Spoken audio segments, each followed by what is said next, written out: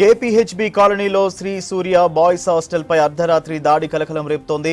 Division BRSV అధ్యక్షులు Durga Prasad alias Annavaram అనుచరులతో attack దిగారు. రాత్రి సమయంలో హాస్టల్ సమీపంలో వెళ్తున్న ఓ యువతిపై Durga Prasad alias Annavaram and batch మద్యం మత్తులో అసభ్యకర వ్యాఖ్యలు చేశారు.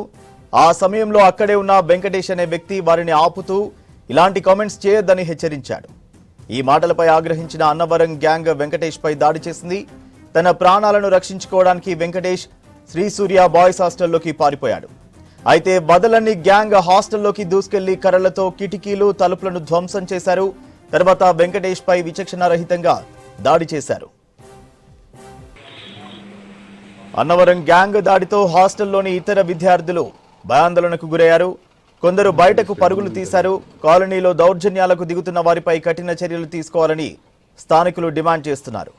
స్పాట్కు చేరుకుని ఘటనా స్థలాన్ని పరిశీలించారు పోలీసులు. ఘటనపై కేసు నమోదు చేసి నిందితుల కోసం గాలింపు చర్యలు చేపట్టారు. కేపీహెచ్బీ కాలనీలో శ్రీ సూర్య బాయ్స్ హాస్టల్పై అర్ధరాత్రి దాడి కలకలం రేపుతోంది. డివిజన్ బీఆర్ఎస్వీ అధ్యక్షులు దుర్గా ప్రసాద్ అలియాస్ అన్నవరం అనుచరులతో అటాక్కు దిగారు. రాత్రి సమయంలో హాస్టల్ సమీపంలో వెళ్తున్న ఓ యువతిపై Durga Prasad alias Annavaram and batch మద్యం మత్తులో అసభ్యకర వ్యాఖ్యలు చేశారు. ఆ సమయంలో అక్కడే ఉన్న వెంకటేష్ అనే వ్యక్తి వారిని ఆపుతూ ఇలాంటి కామెంట్స్ చేయొద్దని హెచ్చరించాడు. ఈ మాటలపై ఆగ్రహించిన అన్నవరం గ్యాంగ్ వెంకటేష్ పై దాడి చేసింది. తన ప్రాణాలను రక్షించుకోవడానికి వెంకటేష్ శ్రీ సూర్య బాయ్స్ హాస్టల్లోకి పారిపోయాడు.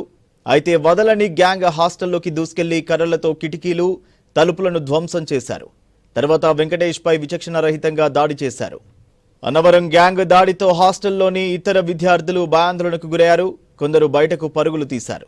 కాలనీలో దౌర్జన్యాలకు దిగుతున్న వారిపై కఠిన చర్యలు తీసుకోవాలని స్థానికులు డిమాండ్ చేస్తున్నారు. స్పాట్కు చేరుకుని ఘటనా స్థలాన్ని పరిశీలించారు పోలీసులు. ఘటనపై కేసు నమోదు చేసి నిందితుల కోసం గాలింపు చర్యలు చేపట్టారు.